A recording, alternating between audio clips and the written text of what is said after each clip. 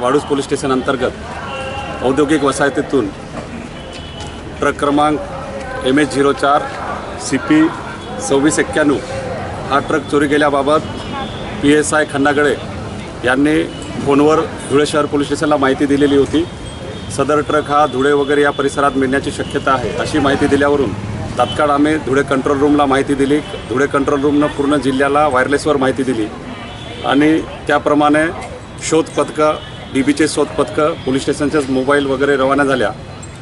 शोध पथकं शोध घेत असताना साक्री रोडवर भंडारा हॉटेलजवळ सदरचा ट्रक मिळून आलेला आहे। त्या ट्रकमध्ये कंपनीच्या काही लोखंडी रॉड्स वगैरे भरलेले आहे आणि त्या ट्रकचे ड्रायव्हर वगैरे हे शोध पथकाला पाहून पडून गेलेले आहेत। सदरचे ट्रक ताब्यात घेऊन पोलीस स्टेशनला लावण्यात आलेले आहे व वाळूज पोलीस स्टेशनला तशी माहिती देण्यात आलेली आहे।